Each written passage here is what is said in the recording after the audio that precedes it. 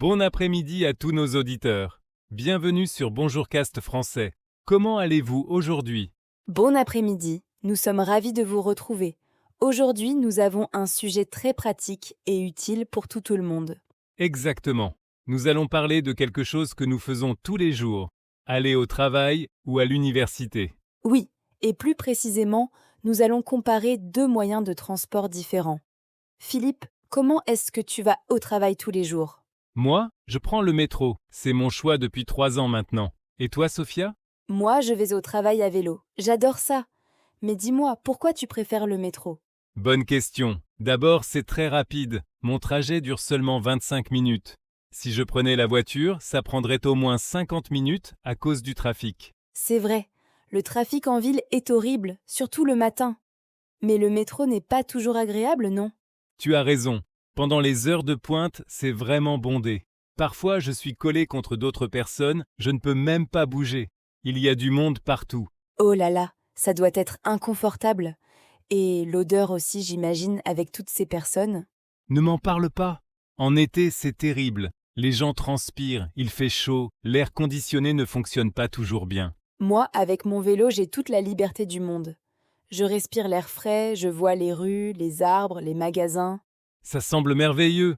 Mais que fais-tu quand il pleut? Ou quand il fait très froid en hiver? Ah, c'est le grand problème du vélo.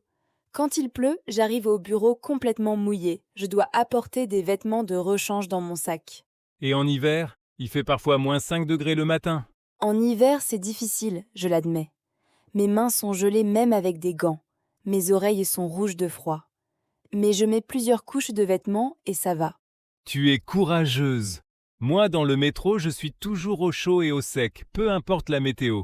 Qu'il pleuve, qu'il neige ou qu'il vente, je reste confortable. C'est un avantage énorme, c'est sûr. Mais combien tu paies pour ton abonnement de métro? Je paye 75 € par mois. C'est cher, mais c'est moins cher qu'une voiture avec l'essence, le parking et l'assurance. Et beaucoup moins cher qu'un taxi. 75 euros. Moi, mon vélo ne me coûte presque rien. J'ai dépensé 300 euros pour l'acheter il y a 2 ans et depuis, juste quelques euros par an pour l'entretien. Un peu d'huile pour la chaîne, parfois un nouveau pneu. C'est incroyable. Alors le vélo est beaucoup plus économique. Mais dis-moi, tu n'as jamais de problème sur la route. Si, parfois. Les voitures ne font pas toujours attention aux cyclistes. Je dois être très prudente, surtout aux intersections. Et parfois, les conducteurs klaxonnent si je vais trop lentement selon eux. Ça me fait peur. Dans le métro, je me sens en sécurité. Il n'y a pas de voiture, pas de danger, pas de stress. C'est vrai, mais dans le métro, il y a d'autres problèmes. Des retards, des pannes, non? Ah oui, ça arrive. La semaine dernière, mon métro s'est arrêté pendant 15 minutes dans le tunnel. C'était stressant, tout le monde était nerveux, personne ne savait ce qui se passait. Tu vois? Avec mon vélo, je contrôle mon temps. Pas de retard, pas de surprise. Je pars de chez moi et je sais exactement quand j'arrive. C'est fiable à 100%. C'est un excellent point. Mais combien de temps dure ton trajet à vélo? Environ 35 minutes. C'est un peu plus long que ton métro, mais je fais de l'exercice en même temps. Je ne perds pas de temps. Je gagne de la santé. Ah, l'exercice. C'est vrai que tu fais du sport tous les jours sans aller à la salle de gym. Tu économises aussi l'abonnement au gym. Exactement. Je fais du cardio chaque matin et chaque soir. C'est bon pour ma santé, pour mon cœur, pour mes jambes. Et je dors mieux la nuit parce que je suis fatiguée physiquement. Moi, je reste assis dans le métro. Pas d'exercice du tout. Mais au moins je peux lire mon livre ou regarder mon téléphone. Je lis environ un livre par semaine grâce à mes trajets. C'est un autre avantage du métro. Tu peux utiliser ce temps pour te détendre, lire, écouter de la musique, apprendre une langue. Et toi, sur ton vélo, tu dois toujours faire attention à la route. Tu ne peux pas te détendre. Tu ne peux pas lire. C'est vrai, mais moi, je profite du paysage. Je vois la ville se réveiller le matin. Les boulangeries qui ouvrent, les cafés qui préparent leurs terrasses, les enfants qui vont à l'école. C'est magnifique. Chers auditeurs, et vous? Comment allez-vous au travail ou à l'université? En métro, à vélo, en bus, en voiture? Écrivez-nous dans les commentaires. Oui, nous sommes très curieux de savoir. Peut-être que certains d'entre vous marchent à pied ou utilisent une trottinette électrique. Ah, marcher. Ça, c'est encore différent. Sophia, as-tu déjà pensé à marcher au lieu de prendre ton vélo? J'y ai pensé, mais c'est trop loin. Ça prendrait 1 heure et demie. Le vélo est le bon compromis entre vitesse et exercice. Je comprends. Pour moi aussi, marcher serait impossible. Mon bureau est à 12 km de chez moi. À pied, ce serait plus de 2 heures. 12 kilomètres. Oui, c'est trop loin. Mais parlons de l'environnement. Le vélo est excellent pour la planète. Zéro pollution, zéro émission de carbone. Tu as tout à fait raison. Le métro pollue un peu, mais beaucoup moins qu'une voiture individuelle. C'est un transport collectif, donc c'est mieux pour l'environnement que si chaque personne prenait sa voiture. Une rame de métro peut transporter 1000 personnes ou plus. C'est important de penser à ça. Nous devons tous protéger notre planète. Chaque petit geste compte. Absolument. Mais revenons à nos moyens de transport. Sophia, que fais-tu si ton vélo a un problème technique en route? Ah, ça m'est arrivé une fois. Mon pneu a crevé en pleine rue. J'ai dû marcher avec mon vélo jusqu'à un magasin de réparation. J'étais en retard au travail ce jour-là. Mon chef n'était pas content. Quelle aventure! Moi, si le métro a un problème, je peux prendre le bus ou un autre métro. Il y a toujours des alternatives, plusieurs lignes, plusieurs options. C'est un bon point. Le réseau de transport public offre de la flexibilité. Mais moi, j'aime être indépendante, ne pas dépendre des horaires. C'est une question de personnalité aussi. Les horaires, c'est vrai, le métro fonctionne selon un horaire précis. Si je rate mon métro, je dois attendre 5 ou 10 minutes pour le prochain. Parfois, c'est frustrant. Moi, je pars quand je veux. Pas d'horaire, pas d'attente, pas de course pour attraper le dernier métro. C'est la vraie liberté. La liberté a un prix. La pluie, le froid, la fatigue après une longue journée de travail, les jambes qui font mal. C'est vrai. Parfois, après une réunion difficile, je n'ai pas envie de pédaler pendant 35 minutes.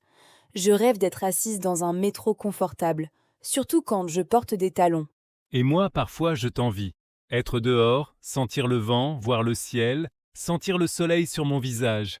Dans le métro, je suis sous terre, dans le noir, loin de la nature. Nous avons tous les deux des avantages et des inconvénients. Il n'y a pas de solution parfaite. Chaque moyen de transport a ses bons et ses mauvais côtés. Exactement. Le choix dépend de chaque personne, de ses priorités, de son budget, de sa condition physique, de son âge aussi. Et de l'endroit où on habite aussi. Si quelqu'un habite loin de son travail, le vélo n'est pas pratique. Ou s'il habite dans une région montagneuse avec beaucoup de collines. Ou si quelqu'un habite dans une ville sans métro. Beaucoup de villes n'ont pas de métro.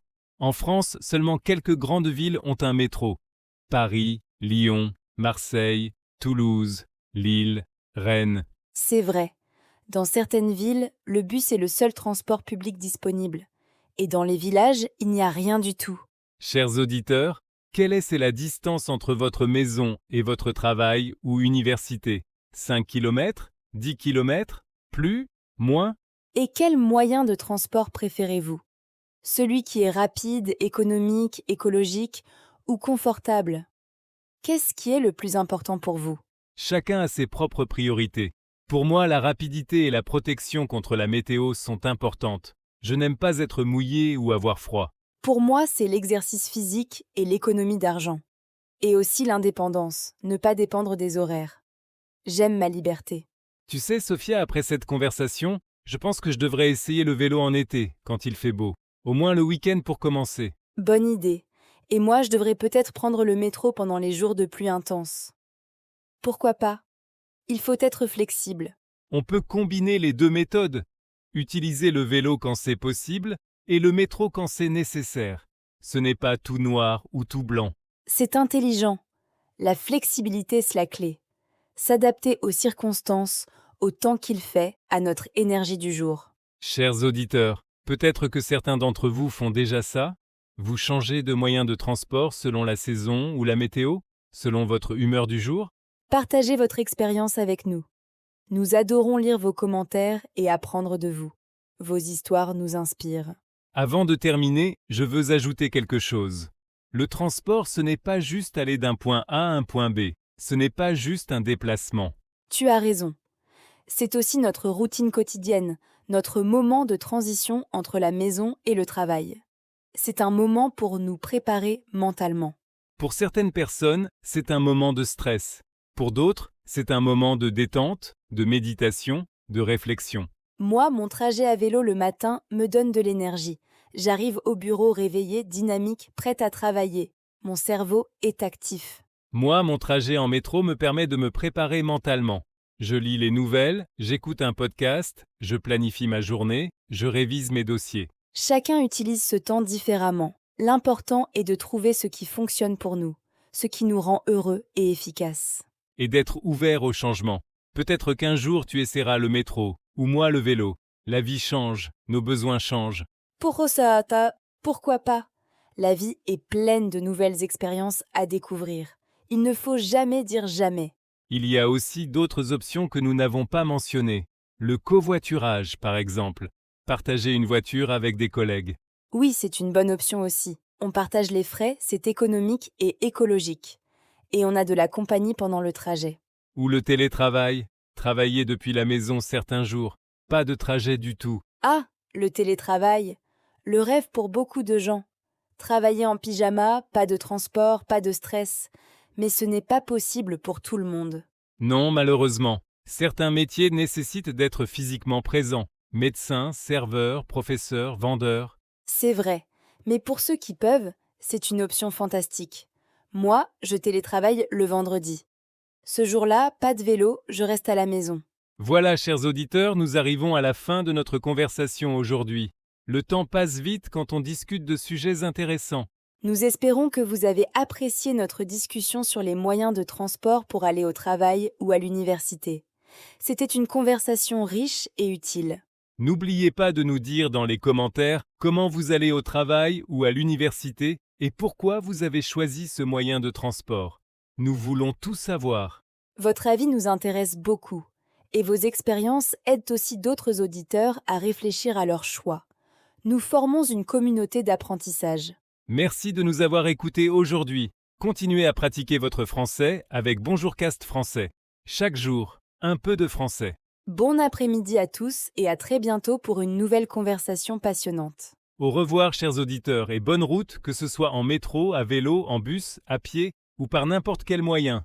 Au revoir et à bientôt. Prenez soin de vous.